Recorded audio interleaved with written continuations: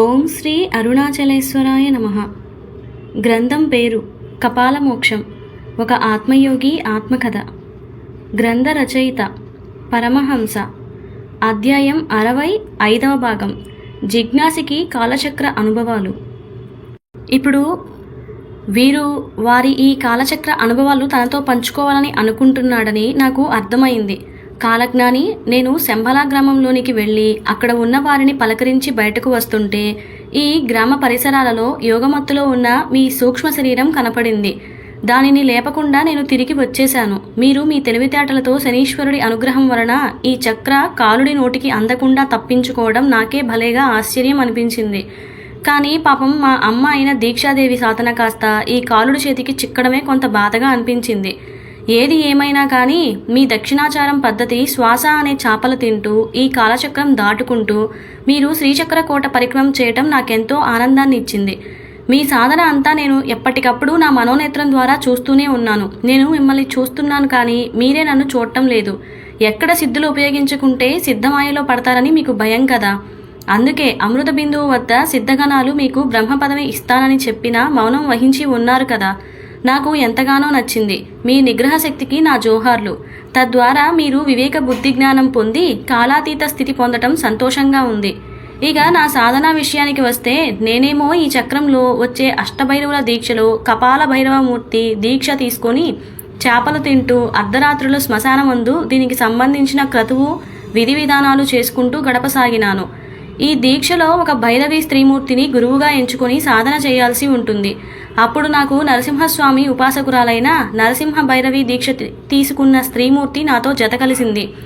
ఈమెను నగ్నంగా మార్చి శ్రీ గురువుగా ఎంచి కన్నె పూజలు చేయటం, ఆమెకి నైవేద్యంగా వివిధ రకాల చేపలు పెట్టడం జరిగింది. ఇలా 12 నెలల పాటు ఆమెను అర్చించినాను. ఈ నగ్నదేహం అలాగే ఈమె నగ్నత్వం నన్ను నిగ్రహంలోనికి రానియకుండా చేయలేకపోవడంతో, అంటే నాకు ఇంద్రియ మనో నిగ్రహం స్థితికి వచ్చేసరికి హిమాలయాల్లోకి వెళ్ళి దత్తభైరవుడి అనుగ్రహం పొంది తద్వారా స్ఫటిక శ్రీచక్ర దర్శనం పొంది దాని ద్వారా శంభలా గ్రామం దర్శనం పొందమని నా భైరవ గురుదేవుడు ఆజ్ఞాపించేసరికి నేను హిమాలయాలకి వెళ్ళటం జరిగింది. హిమాలయాలలోని రహస్య ప్రాంతమైన శ్మశానమునందు ఆనంద భైరవి సాధన జరుగుతుందని నా మనోదృష్టి యందు కనిపించేసరికి అక్కడికి వెళ్ళటం జరిగింది. అక్కడ ఎంతోమంది భైరవులు భైరవీలు తమ దీక్షలతో ఉండటం నేను గమనించాను. అలాగే నిత్య యవ్వనంలో ఉన్న భైరవీలు అలాగే ముసలి వయసులో ఉన్న భైరవులు ఉన్నట్లుగా గ్రహించినాను. ఇంతలో అక్కడికి పెద్ద జడలతో బాగా పెరిగిన వికృత గోర్రతో నడుముకి ఎర్రని మనిషి చర్మం ఒకటి ధరించి చేతిలో మానవ కపాలం పట్టుకొని పాటలు పాడుతూ ఒక వ్యక్తి లోపలికి రావటం జరిగింది. ఈయన రావటం చూసి మిగిలిన వారంతా తమ తమ స్థానాల నుంచి లేచి వారికి అభివాదం చేస్తూ ఉంటే ఈయన వీళ్ళకి ఆశీర్వాదం చేస్తూ అక్కడ ఏర్పరిచిన వేదిక మధ్యలో చేరుకుంటూ ఈయన ఈ భైరవులు అందరికీ మహాగురువు అని నాకు అర్థమైంది. ఆ తర్వాత ఒక 16 సంవత్సరాల వయసున్న ఒక భైరవిని ఈ వేదిక మీదకు తీసుకురావటం జరిగింది. ఈమె చక్కటి దేహ సౌందర్యంతో ముగ్ధ మనోహర నవ్వుతో ముట్టుకుంటే మసిబారే శరీర రంగులు మాయలకే మహామాయ భువన సుందరిలాగా ఉన్నది అని నాకు అర్థమైంది.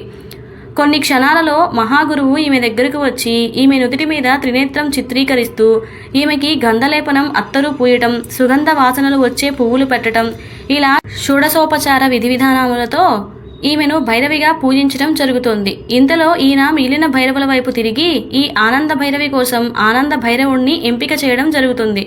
అందుకు అందరూ సిద్ధంగా ఉండండి అంటూ అక్కడ ఉన్న ఒక పెట్టెలో నుంచి ఒక పాముని బయటకు తీస్తూ ఇది ఈరోజు ఎవరి మెడలో పడితే వారే ఈరోజు ఆనంద భైరవుడు అవుతాడు అంటూ పాము మా మీదకి విసరడం జరిగింది. కానీ అక్కడ ఉన్నవాళ్ళు ఎవరూ కూడా దీనిని చూసి భయపడలేదు. ఇంతలో ఈ పాము నన్ను చేరి నా మీద ఎక్కింది. వెంటనే ఈ మహాగురువు నా దగ్గరకు వచ్చి అందుకే ఈ ఆనంద భైరవికి తగ్గ ఆనంద భైరవుడి నీవే అంటూ నన్ను ఆ వేదిక మధ్యలోనికి తీసుకువెళ్ళి నన్ను కూడా షోడశోపచార విధి విధానాలతో పూజించి నా నుదుటి మీద త్రినేత్రం బొట్టు గీసినారు. ఆ తర్వాత మా ఇద్దరిని ఆనంద భైరవుడు భైరవిగా ప్రకటించి మిగిలిన వారందరినీ మాకు నమస్కరించమని ఆజ్ఞాపించారు. అప్పుడు మహాగురువు నా దగ్గరకు వచ్చి యోని ముద్రలతో చేస్తూ మంత్రాలు చదువుతూ వీర్యస్ఖలనం కాకుండా జాగ్రత్త పడుతూ ఈమెతో మైథున ప్రక్రియ ఎలా చేయాలో నా చెవిలో రహస్యంగా చెప్పడం జరిగింది. ప్రస్తుతానికి నా సాధనా స్థాయి చేపల నుంచి యోని ముద్ర పూజ వరకు మాత్రమే ఉన్నదని మిగిలిన మైథున ప్రక్రియ ఈమెతో నేను చేస్తానని వారు నాతో చెప్పి ఆమె చేత లింగముద్ర, నా చేత యోనిముద్ర విధి విధానాలతో పూజలు చేస్తూ మధ్య మధ్యలో మద్యం, చేపలు, పంచమాంసాలు, నైవేద్యాలు పెడుతూ మా చేత వీటిని త్రాగిస్తూ తినిపిస్తూ మా ఇంగిలి పదార్థాలను భైరవీ ప్రసాదాలుగా అక్కడ ఉన్న మిగిలిన వారికి పెట్టడం నేను గమనిస్తూనే ఉన్నాను. ఆ తర్వాత కొన్ని గంటల తర్వాత మహాగురువు ఒక శవం మీద కూర్చొని యోని ముద్రలో పూజ చేస్తూ ఈ భైరవని పూజిస్తూ శవసాధన చేస్తున్నారని నాకు అర్థమైంది. ఇలాంటి ఆరాధనను శ్రీ రామకృష్ణ పరమహంస తన సహయోగిని అయిన బ్రాహ్మణై భైరవితో కలిసి యోని ముద్రతో ఒక శవం మీద కూర్చుని కన్నెపూజ చేయడం జరిగిందని వారి చరిత్రలో చదివిన విషయం గుర్తుకు వచ్చింది. ఇంతలో మహాగురువు తన దగ్గర ఉన్న ఆనంద భైరవితో మైథున ప్రక్రియ పూర్తి చేసినారని నాకు అయ్యే లోపల అక్కడ ఎవరూ కనిపించలేదు. అంతా మాయగా ఉంది. కనిపించింది నిజమా అబద్ధమా అని అనుకుని నేను అనుకునే లోపల ఈ శ్మశానం బయట ఉన్నాను. బుద్ధుడి కాలచక్ర కోట యందు మా జిజ్ఞాసి యానం. ఎదురుగా ఒక దివ్య పర్వతం మంచుగడ్డలతో కప్పి ఉన్నది. కానీ నిజానికి అవి మంచుగడ్డలు కావని, ఈ గడ్డలు స్ఫటిక పలకలు అని సూక్ష్మ దృష్టి ఉన్న వారికి మాత్రమే తెలుస్తుంది. ఓహో, ఇది శ్రీ స్ఫటిక మేరు శ్రీ చక్రం అయి ఉండాలని అనిపించి లోపలికి ప్రవేశానికి వెళ్తుంటే ఒక ద్వారం వద్ద ఉన్న ఒక ఆవిడ నన్ను ఆపి లోపలికి వెళ్ళాలంటే నువ్వు యోగ్యత పరీక్ష దాటుకోవాలి అంటూ నన్ను ప్రశ్నలు అడగటం ప్రారంభించింది. ఆ ప్రశ్నలు: జీవుడు అంటే ఎవరు? ఆత్మయే గాని దేహం కాదు. జీవుడికి దేనియందు అధికారం కలదు? కర్మ చేయుట యందు మాత్రమే గాని కర్మ ఫలితమును ఆశించుట యందు ఉండదు. జీవుడికి ఎప్పుడు మోక్షం లభించును? బుద్ధి ఎప్పుడు స్థిరబుద్ధిగా మారి అన్ని విషయముల యందు పరిపూర్ణ శ్మశాన వైరాగ్యం కలిగి దేనికి ఆశించని దేనికి స్పందించని స్థితి పొంది ఆత్మధ్యానమందు ఎల్లప్పుడూ మనస్సు ఉండునో అట్టివానికే మోక్షప్రాప్తి. మోక్ష అనుభూతి పొందటం జరుగుతుందా? మరణించిన వాడికి తను మరణించిన విషయం ఎలా అయితే తెలియని స్థితియో అలాగే మోక్షప్రాప్తి పొందిన వారికి తెలియని విచిత్ర అవస్థ. మోక్షం పొందినాము అంటే పొందనట్లు, పొందలేదు అంటే పొందకపోవడం కాదన్నమాట. మోక్షగామి లక్షణాలేంటి? మనస్సు యందు కోరికలు జయించుట, నిరంతరం ఆత్మయందు సంతృప్తి పడుట, దుఃఖరహితుడు, మోహరహితుడు, ఆశా భయం లేనివాడు, అభిమానం లేనివాడు, అహం లేనివాడు, ఇంద్రియ మనోనిగ్రహం కలవాడు, ఇంద్రియములను అదుపులో ఉంచువాడు, నాలుక అదుపులో ఉంచువాడు, సంశయములు లేనివాడు. సాధకుడు ఎప్పుడు మోక్షమును పొందుతాడు? ఏ క్షణమున మనస్సు సంపూర్ణ నిర్మల స్థాయికి అనగా పసివాడి మనస్తత్వంలాగా మారడం చేరుకుంటుందో, ఎప్పుడైతే అన్నిటి యందు ఏకత్వ భావస్థితి కలుగుతుందో, ఎప్పుడైతే మనస్సు యందు సమదృష్టి సమస్థితి కలుగుతుందో ఆ క్షణమే మోక్షం కలుగును. మోక్షమును పొందటానికి కావలసిన లక్షణాలు ఏవి?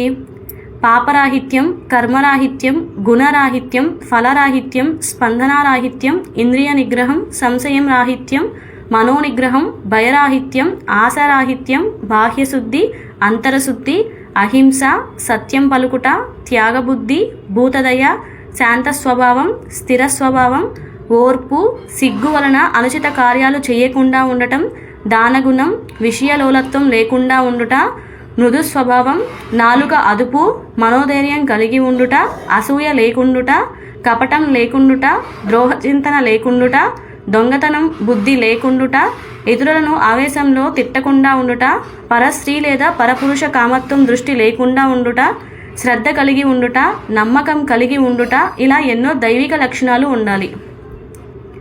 మోక్షప్రాప్తికి అడ్డంకులు ఏవి? ఏకైక తీరని కోరిక, ఇష్ట కోరిక, తీర్చే కోరికలు, తీరని కోరికలు, కామం, ఆశ, భయం, అహం, బుద్ధి, మనస్సు, విషయ చింతన, విషయాసక్తి, సంశయం, అరిషడ్వర్గాలు, సప్త వ్యసనాలు, దశ ఇంద్రియాలు, అశ్రద్ధ, అపనమ్మకం, బద్ధకం, అలసత్వం, జ్ఞానం లేకపోవటం. దేని వలన సాధకుడు పతనమవుతాడు? కామం యొక్క ప్రేరణ వలన. ఇక్కడ కామం అంటే కోరిక కావచ్చును లేదా రతిక్రీడ కావచ్చును. దీనికి కారణం దశ ఇంద్రియాలు, మనస్సు, బుద్ధి, విషయ చింతన వలన సాధకుడు తన సాధనను పరిసమాప్తి చేసుకుంటాడు. కామమును జయించటం ఎలా?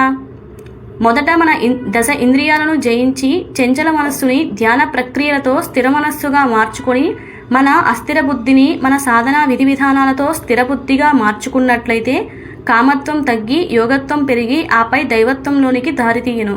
ఇది మోక్షప్రాప్తికి మార్గం. ఇలా నేను చెప్పిన సమాధానానికి సమాధానపడి నన్ను భూగృహ శ్రీచక్ర ప్రవేశ పరిక్రమానికి అనుమతి ఇచ్చింది.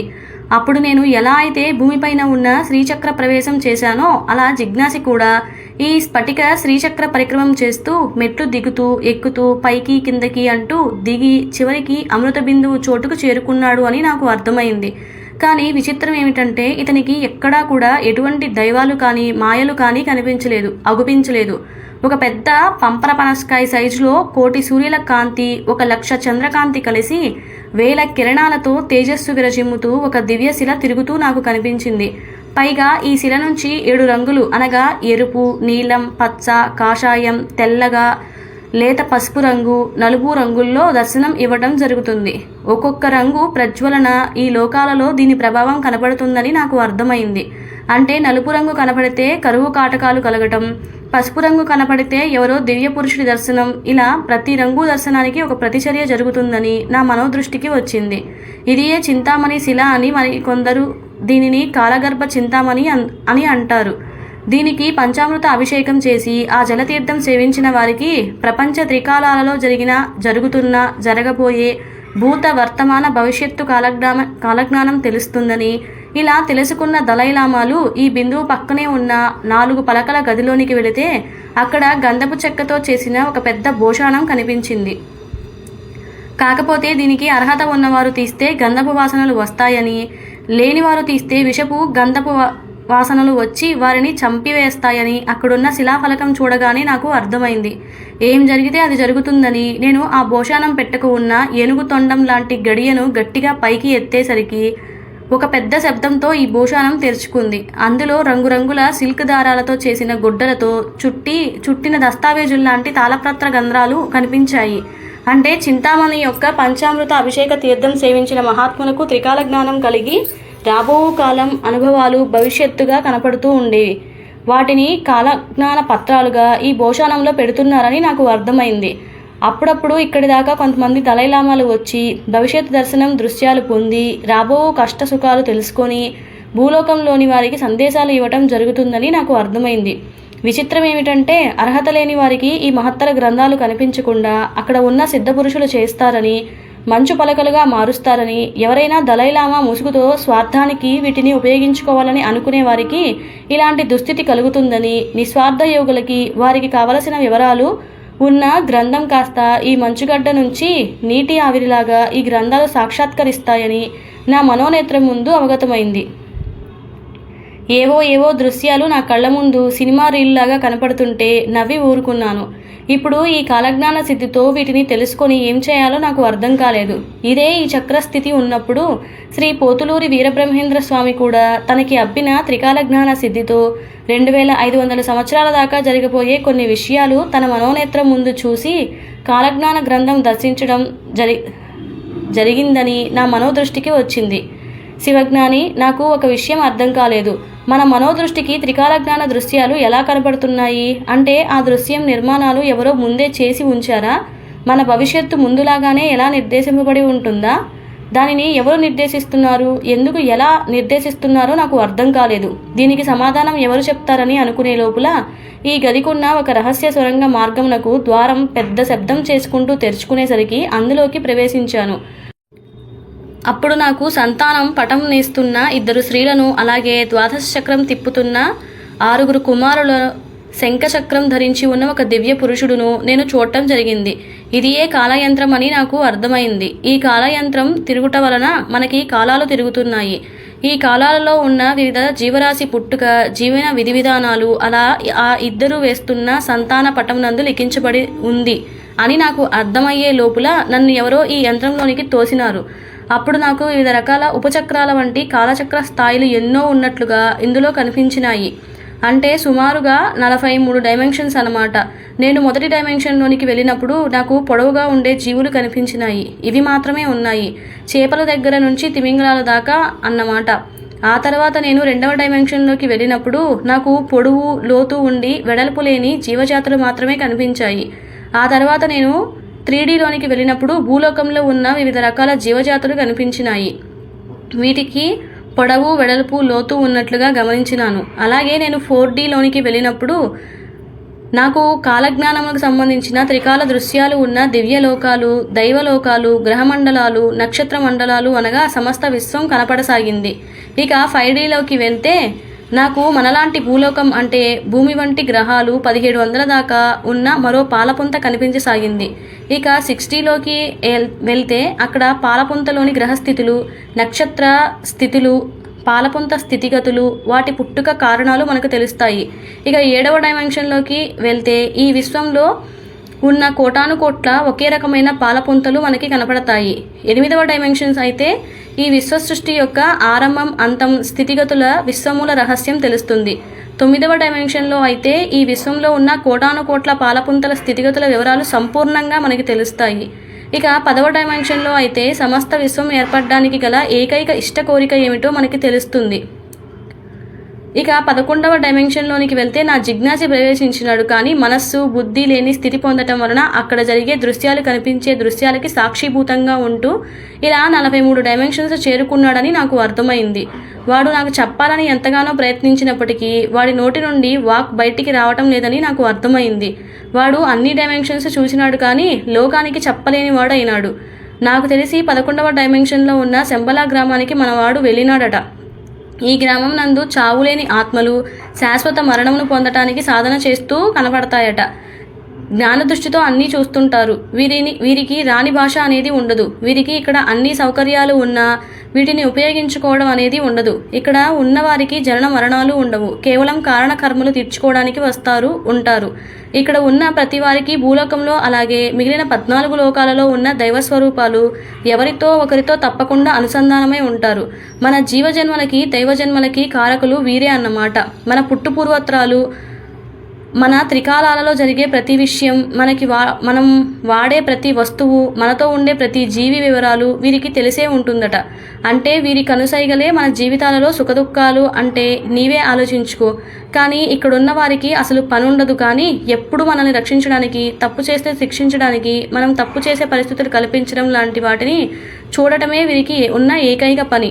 అంటే మన భూలోక జీవితాలు అన్నీ కూడా ఎలా ఉండాలో, మనం ఏం తినాలో, ఎలా పడుకోవాలో, ఎవరితో ఎక్కడ పడుకోవాలో, ఇలా ప్రతి చిన్న అంశం కూడా వీరి కనుసైగలతోనే నడుస్తుంది అంటే అతిశయోక్తి కాదని నేను గ్రహించాను. నిజానికి మన విధిరాత అంటే తలరాతను వీరే వ్రాస్తారని నాకు అర్థమైంది. అలాగే వీరిలో కొంతమంది యోగులు ఏవో ప్రయోగాలు చేస్తూ వారి పరిశోధనలలో ఉండటం నాకు కనిపించింది. అంటే వీరు చేస్తున్న ప్రయోగాలలోని ఉత్తమ ఫలితాలు మన వారి మేధస్సుకు అందేటట్లుగా చేస్తారు. అంటే మన భూలోక వాసులకు లభించే వివిధ రకాల జ్ఞానాలు అనగా తత్వం, ఆత్మ, బ్రహ్మ, కాలజ్ఞానములు అనేవి వీరి సొంతం అన్నమాట. మన సాధన శాస్త్రీయ ప్రగతి వీరు మనకి పెట్టిన జ్ఞానభిక్ష అన్నమాట. ఇక్కడ ఉన్న వారంతా ఒక రకంగా సర్వజ్ఞులు, సర్వజ్ఞానులు. వీరికి తెలియని దైవ రహస్యాలు అనేవి ఉండవు. కానీ శాశ్వత మరణం పొందటానికి వీరంతా వివిధ ప్రయోగాలు చేస్తూ ఉంటారు. అంటే మనం చనిపోయిన విషయం మనం తెలుసుకోవాలని తాపత్రయం, తపన అన్నమాట. తెలుసుకుంటే చావు ఉండదు కదా, తెలుసుకోకపోతే మరణం పొందినట్లుగా ఉండదు కదా. ఇదే వీరికి అర్థం కాని సమస్యగా మారింది. ఈ సమస్యకి పరిష్కారం కోసం 1 కోటి మందికి పైగా కారణలోక వాసులు, 36 కోట్ల మంది సూక్ష్మలోక వాసులు, 84 లక్షల స్థూల శరీరవాసులు ఈ ప్రయోగాలు చేస్తున్నారని నాకు అర్థమైంది. 43వ డైమెన్షన్లో ఉన్న ఏకైక భగవత్ స్వరూపం బ్రహ్మకపాలం చితాగ్ని యొక్క ఆది సంకల్పం కాస్త 42 డైమెన్షన్లోని ఇష్టలింగం యొక్క కామిని, కామేశ్వరి కాస్త ఇద్దరు స్త్రీ మగ స్వరూపాలకి చేరి అది కాస్త భావంగా మారుతోంది. వీరి భావాలు కాస్త 41వ డైమెన్షన్ చేరి త్రిముఖ ఈశ్వరుడు, త్రిముఖ ఈశ్వరి అక్కడున్న 3 స్త్రీ పురుష దేహాలకి చేరి ఆలోచనలుగా మారుతాయి. 40వ డైమెన్షన్లో ఈ ఆలోచనలు చేరి అక్కడున్న 4 తలల ఆసామి ఉన్న కారణ బ్రహ్మలకు చేరతాయి. వీరికి చేరిన ఆలోచనలు క్రియారూపాలుగా మారతాయి. ఇక్కడ నుంచి మిగిలిన డైమెన్షన్లో ఈ క్రియలు కాస్త ఇచ్ఛాక్రియలు, స్థితి క్రియలు, లయ క్రియలు, జ్ఞానక్రియలుగా ఇలా 112 క్రియా విధానాలుగా మారటం.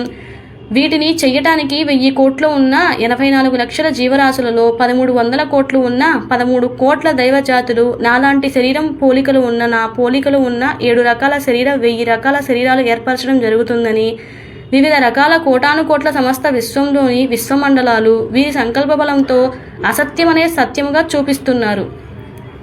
ఇలా 3వ డైమెన్షన్లో సృష్టి యంత్రం దాకా వీరి క్రియలు పనిచేస్తున్నాయి అంటే అతిశయోక్తి కాదని నాకు అర్థమైంది. విచిత్రం ఏమిటంటే 11వ డైమెన్షన్ నుంచి 43వ డైమెన్షన్ వరకు ఉన్న వివిధ రకాల జీవజాతి స్వరూపాలు ఆకలి వేస్తే అన్నం తినరు, దాహం వేస్తే నీరు తాగరు. కేవలం వీరంతా కాంతిని తింటారు, వెలుగు జలమని తాగుతారు, శ్వాసతో బతుకుతారు. శ్వాస లేకపోతే వీరికి చావులేని బతకలేని విచిత్ర మరణావస్థ అంటే కోమా లాంటి అవస్థలు పొందుతారు. అందుకే నవనాథులు తాము పొందిన వాయుతార్షణాస్త్రమును ప్రయోగించి వీరందరినీ వశం చేసుకోవడం జరిగింది. ఈ అస్త్రం ప్రత్యేకత ఏమిటంటే ఇతరుల శ్వాస గమనమును స్తంభింపచేస్తుంది. దానితో వాయుస్తంభనలోకి వెళ్ళిపోయి ఇతరులకు వశం అవుతారు. సకల దైవ స్వరూపాలు అన్నీ కూడా ఈ అస్త్రమునకు బానిస కావటం విశేషం.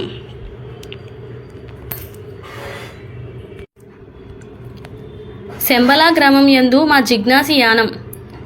మరొక విశేషం ఏమిటంటే 11వ డైమెన్షన్లో ఉన్న శంబలా గ్రామ వాసులు అయిన ఆత్మస్వరూపాలు తమకి తాముగా సంతానం పొందాలని అనుకోరు. ఎవరికైనా భూలోకం మీద వివిధ సూక్ష్మలోకాల యందు జన్మించాలని కోరిక కలిగితే ఆ ఆత్మ స్వయంగా తనకి కావలసిన తల్లిదండ్రుల 2 ఆత్మలను ఎంచుకొని వారితో కొంతకాలం ఉన్న తరువాత వీరికి నచ్చితే ఈ 2 తల్లిదండ్రుల ఆత్మల సంయోగం చెందేటప్పుడు నీలిరంగు వలయాకారంలో ఈ పిల్ల ఆత్మ వారిలోనికి చేరుతుంది. కొన్ని క్షణాల తర్వాత వీరి కడుపు నుంచి ఒక పసుపు వర్ణం ఒక అండం బయటికి వస్తుంది. ఈ అండం లోపల పిల్ల కారణ శరీరం ఆత్మ ఉంటుందని తెలుసుకున్నాను. ఈ అండమును భూలోకవాసులకు స్త్రీ పురుష గర్భాశయంలోనికి ఆహారం రూపంలో అందించబడుతుంది. కొన్ని రోజుల తర్వాత ఈ భూలోక తండ్రికి తనకు సంతానం కావాలని భూలోక స్త్రీ దగ్గరకు చేరటం, వారితో సంయోగం చెందటం, గర్భం దాల్చి సంతానం కలగటం జరుగుతుంది. బిడ్డ 7 నెలలో ఉండగా తన త్రికాల జ్ఞానంతో తను వచ్చిన పని ఏమిటో తెలుసుకుంటుంది. కానీ ఎప్పుడైతే తన తల్లి నుంచి వేరు చేసినారో ఆ క్షణమే ఈ బిడ్డకు మాయ తగులుకొని వచ్చిన పని మరచిపోయి లేని పని కోసం పాకులాడడం చేస్తూ ఉంటాడు. అదే కారణజన్ముడికి మాత్రమే తను వచ్చిన కారణం గుర్తుంటుంది. మిగతా వారికి అసలు కారణం మర్చిపోయి లేని కారణాలతో తను ఏ కారణం కోసం వచ్చినానో అర్థం అవ్వక పునర్జన్మలు ఎత్తుతూ ఉంటారు. ఇదియే సృష్టి రహస్యమని నాకు అర్థమైంది. అక్కడ నాకు తీవ్రమైన శ్వాసగమన ఇబ్బంది వస్తుంటే ఉండలేని స్థితిలోనికి నేను వెళ్తున్నానని గ్రహించి లిప్తకాలంలోనే నేను శంబలా గ్రామ పరిసరాలలో నుంచి బయటకు వచ్చేశాను.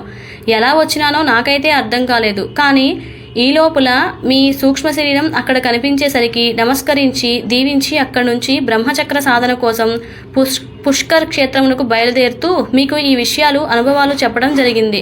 వామాచారంలో భైరవి స్త్రీ గురువుతో మైథున ప్రక్రియ చేస్తూ యోగముద్రలు చేస్తూ అస్కలిత బ్రహ్మచారిగా ఉంటూ నీల సరస్వతీదేవి అనుగ్రహం పొందితే బ్రహ్మచక్రం ఆధీనం అవుతుందని నాకు స్ఫురణకు వచ్చింది. స్వామి, అందుకే ఈ సాధన కోసం బయలుదేరుతున్నాను, ఉంటా అంటూ వారు నా ఆత్మ అనుసంధానం నుంచి తప్పుకోవడం జరిగింది. అప్పుడు నాకైతే మనవాడు ఏకంగా కాలచక్రం 43వ డైమెన్షన్కి వెళ్ళి రావటం, భూగృహ శ్రీచక్ర పరిక్రమణం చేయడం, శంబలా గ్రామ దర్శనం, చింతామణి దర్శనం, కాలజ్ఞాన తాళపత్రాల దర్శనం పొందటం, త్రికాల జ్ఞాన సిద్ధి పొందటం చూస్తుంటే నాకే తెలియని చిరుపాటి ఆనందం కలిగింది.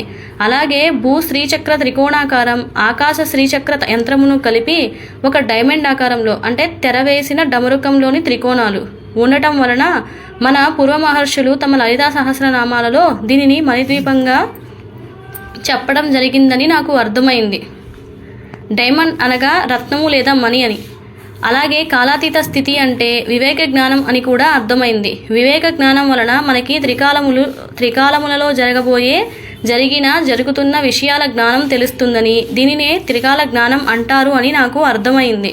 మహాకాలుడు మహాకాళిక నోటికి అంటే ఆ మాయకి చిక్కనందుకు నాకు కాశీక్షేత్రం నుంచి కాలభైరవుడి రూపమూర్తి మరియు కాలాధిపతి అయిన సూర్యభగవానుని రూపమూర్తి రావటంతో నాకు ఈ చక్ర సాధన పరిసమాప్తి అయ్యిందని నిదర్శనం ఇచ్చినందుకు ఆ సర్వేశ్వరునికి కృతజ్ఞతలు చెప్పుకుంటూ ఉండగా బ్రహ్మచక్రమును దక్షిణాచారమైన మైథున ప్రక్రియ అంటే తారకరామ శబ్దం వినటమే ఈ మైథున ప్రక్రియ అని, దీనికోసం 10 యోగముద్రలు అభ్యాసం సిద్ధి పొందాలని, అలాగే ఏకపాద శివమూర్తిని ఆరాధన చేయాల్సి ఉంటుందని నాకు స్ఫురణకు వచ్చింది.